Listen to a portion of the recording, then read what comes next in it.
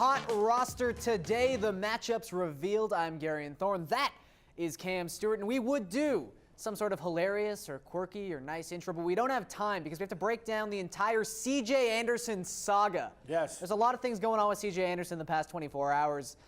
It's like a soap opera, Cam. It is.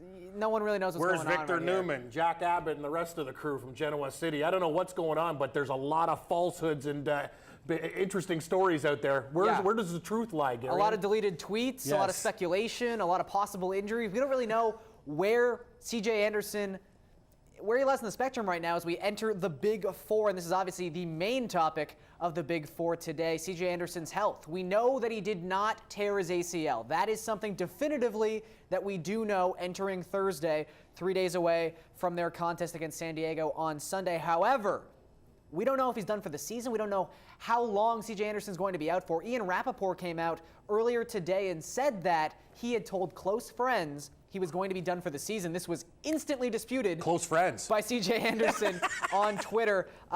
So again, we don't know the long-term ramifications of C.J. Anderson's knee injury right now, but what we do know is that Devontae Booker is very, very likely to start in that contest against San Diego. So Cam, right now he's looked very, very good. And let's even say that there's a very clear narrative where, you know, C.J. Anderson maybe doesn't come back till after their bye week 11, which means Devontae Booker at the helm of this offense could get San Diego, then Oakland, then the Saints. Those are three fantastic matchups for this guy. Where does he lie in the spectrum of running backs for you if he is the clear starter going into Week 8? He's almost like a top 5 back, Aaron. He's already averaging 4.8 yards a carry, and then you get these cream puffs, these Swiss cheese defenses. Booker also, too, he's a guy that's progressing upwards. What did we see? 17 carries, over 80 yards and a touchdown. So, and I don't know about Capri Bibbs as a second option there, so I have a feeling they're going to be riding the Book train pretty hard in Denver. You got to think, Gary, 20 plus, and I could see it going this way. Yeah, I mean, Trevor Siemian has been good so far this season. I don't want to knock this guy at all, but it's still a team that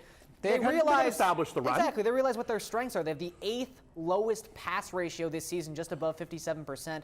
DVOA has them as the 6th best offensive line in terms of run blocking, so they know what their strengths are, and right now that is running the ball and establishing the run. I feel like Booker is a guy who's going to touch the ball 20 plus times a game. He's going to get a little involved in the passing game, not that that means as much on hot roster, but yeah, I'm with you, Cam. He's an RB1 undisputed if he is the guy in Denver and C.J. Anderson is out for a prolonged period of time, which again, we don't know. He's not, it's not the season, but it's going to be a while, probably. It's going to be a while. That would be the general assumption. Okay, so we said yesterday, we talked about this in the Big Four yesterday, Cam. If you had to choose between two tight ends who seemed like they were going to be filling in this week in a somewhat limited capacity, it was Antonio Gates and it was Vernon Davis.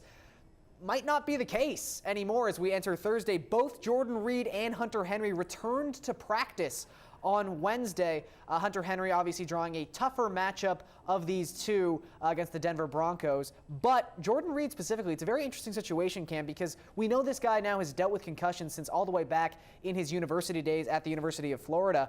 He has to see an independent doctor today, which is the final stage of the NFL's concussion protocol. But he seems to be very confident he will be suiting up at, is it 9:30 in the morning? Here, yeah, 9:30 in the morning game. Eastern. You got it. Those annoying London games. So annoying. I love them, Garian. I mean, breakfast. I love it. I you know what I mean? I get out my Cocoa Puffs and my coffee, and I'm like, hey, football's on, and then it slides right into the 1 o'clock games. It makes for a longer, beautiful day. You know, it's not a bad day. It's not a bad day. It's football for 14 hours at that point. But if Jordan Reed plays, obviously you're going to play this guy. It's a pretty good matchup too against Cincinnati. They haven't allowed many teams to reach the red zone on a very sort of, well, continuous type path, but 66.6% of the time, so 2/3 of opponent drives in the red zone against Cincinnati have ended in touchdowns. So Washington, a team that has struggled in the red zone so far this season. Kirk Cousins, not been good in the clutch. Jordan Reed could definitely help that. Yeah, he could help at 46 targets too, Gary. And the thing I like about Jordan Reed, though, you look at all of his game logs, the worst performance has been 4 catches. Him and Kirk Cousins, concussions or not, have a great relationship. And when you're in the red zone, he's going to look for Reed. I think out of all the tight ends, it's a fantastic situation. I expect Reed to play and light it up, even against Cincinnati. If you had to play, or would you play Hunter Henry or Antonio Gates if both these guys are playing against a good Denver defense? No. We'll pass. Yeah, we'll go with Reed in London. I think you got to pass on that one, even though Hunter Henry did have a nice game against the Broncos when these two teams met up 2 weeks back. Tevin Coleman. did not practice Wednesday for the Atlanta Falcons. This obviously creates a very interesting dynamic in that backfield. We talk about Booker and C.J. Anderson splitting carries, specifically in that Houston game, and both being beneficial in that situation, both being fantasy benefactors. That's what's been happening in Atlanta all season long. Both Tevin Coleman and Devonta Freeman have been very, very good so far this season. But if Freeman is the guy in that backfield, people are going to be salivating at the prospect of that. However, he gets the Packers. That's not an easy matchup for running backs. You know, though, Gary, and a lot of what did Atlanta do against Denver? They threw the ball to the backs in the backfield, and he's capable of getting a lot of yards out of the backfield. So that's what you do to neutralize that Green Bay attack. And I'll tell you, you got to like the situation with Coleman out. Freeman's the guy, he gets yardage, but Coleman's been getting the touchdowns. Yeah. So now you go to him in that situation. I could see a lot of Freeman, a lot of goal line, and I know it's against the Pack, but you got to play him as an RB1, don't you think? They activated Terran Ward off of their practice squad. They also signed Stephen Ridley, so it really does seem like this is trending in the direction. Exactly, Stephen Ridley. So it's very likely that Tevin Coleman is not going to play in this game with his hamstring injury. I will say, I think this is a situation that can continue to be very beneficial for both these guys. I mean, Atlanta right now, if you're going to talk about a team that has enough to go around, Atlanta's the only team in football averaging above 30 points per game this season. They have 4 red zone drives per game. That is second to only Green Bay in the NFC. And also, Tevin Coleman, 0.71 points per opportunity in a PPR. That is absolutely fantastic. Spencer Ware is the only running back who averages more yards per reception than the 17.9 Tevin Coleman has. So maybe those numbers regress a little bit, but it's a good situation for both these guys in a very up-tempo offense. No, that's the thing. This timeshare is actually working. The thing is, hey, don't be a stooge. Hey, don't pull the Rex Ryan. Hey, I'm going to play McCoy, and maybe he's going to get hurt and screw him up, and then what are we going to do with Gillislee? No. Don't play the Buffalo Bills game, Atlanta. Figure it out. You got 2 good guys. Just ride the healthy hand and enjoy the success. Well, right, Gary? I don't need any of this nonsense. I would agree. I think they're going to take the safe route with Tevin Coleman, so it's going to be Devonta Freeman's. It's going to be his backfield against the Green Bay Packers. As we round out the Big Four, we continue to talk about some running back platoon situations, and one of the more interesting ones coming into the season because we really didn't know who was going to be the main guy in that backfield in Detroit. It seemed like Amir Abdullah could break out a little bit, but not then so much. He got hurt. He broke something. He's always hurt in his foot, so that's an issue. But Theo Riddick returned to practice on Wednesday. So did Dwayne Washington, though. They signed Justin Forsett. Zach Zenner has been plugging away, as you would expect Zach Zenner to do. So, Cam, if Theo Riddick plays and Dwayne Washington plays, what sort of range of running back are we looking at here? What sort of ceiling do these guys have?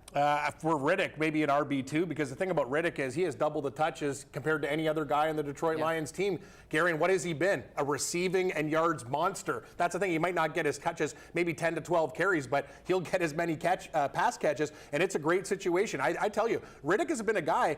And we're talking about HotRoster total yards. You take the rushing yards, the passing yards, you add them up. This guy is a machine. I love Riddick. I actually drafted Abdullah, picked up Riddick on the waiver wire in one of my leagues, and he was great till he got hurt. So I am down with Theo Riddick. And I hate to say it, Golden Tate and other guys are going to be hurt because Stafford's going to be going to Riddick a lot. Well, Jim Bob Cooter came out today and said that they are going to continue to have Golden Tate be a focal point in that offense. But that's a coach saying that before lies. I don't believe we've seen what happens when Golden Tate is not running Theo Riddick's routes and Riddick is there to catch the ball. I mean, look, Matt Stafford has basically become, I don't want to say an MVP candidate because the Lions shouldn't have an MVP on their team, but he's been very, very good, an all-pro candidate this season, essentially just throwing the ball short. I mean, his ADOT right now is tied with Alex Smith at 7.3 yards per attempt on average depth of target. So I think that Theo Riddick is going to be the benefactor of that. Of course, he's an RB2, as Cam said, especially in a PPR. Okay, so when we come back on Hot Roster Today, we're going to break down another Hot Roster Today specific card available to you on HotRoster.com tonight. Some football matchups